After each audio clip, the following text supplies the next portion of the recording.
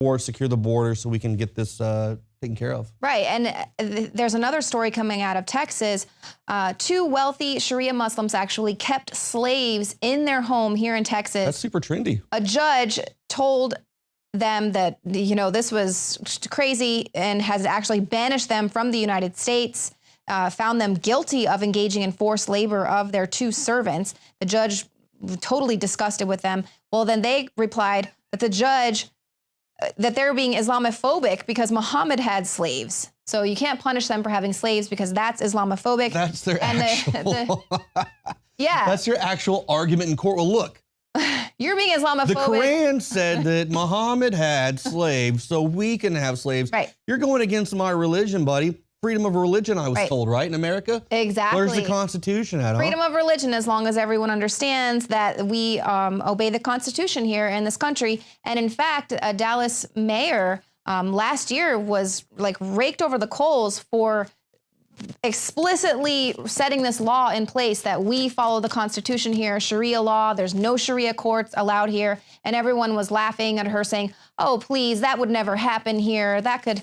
Wonder how many Black Lives Matter protesters are going to go out and protest for this couple right here that had slaves. Yeah, well, and of course, they were able to do this because they lied on their applications of why they were wanting to bring these people in. They lied and they said that they would be paying them $1,500 a month. And of course, this is the exact same program that Obama assures us will not be used to get terrorists in. No one's going to lie to bring people in. And you see here, they were willing to lie to bring in slave labor. So just like the con job guy? Yeah. How his job was to bring in those people from war-torn Islamic radical areas. Right.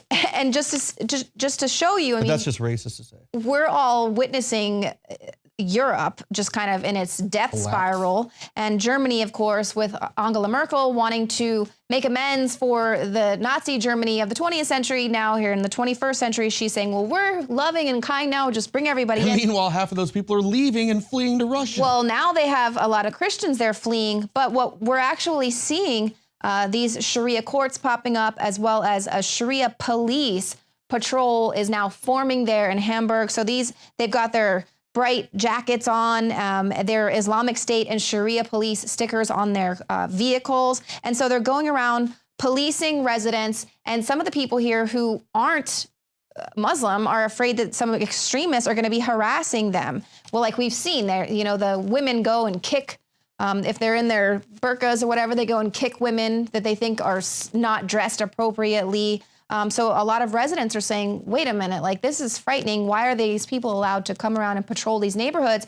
They're setting up their own law enforcement there. And we have a government like Hillary Clinton allowing people to stand behind her to support that kind of action. Right, and we also have her at the DNC allowing Khan to come up here, the Khan job, and talk about how he wants to usher in radical Islamic terrorists. And freaking Sadiq Mateen wants to talk about killing all these people. So, I mean, no wonder this is going to happen in Europe. It's going to happen here because our government's not going to punish them. They're not going to do anything. They're not going to hold anybody accountable. Right. So that's why you need the Second Amendment, to protect yourself against these crazy lunatics who are bloodthirsty psychopaths that want to come here and try to enforce this Sharia law BS. Not going to happen here, buddy.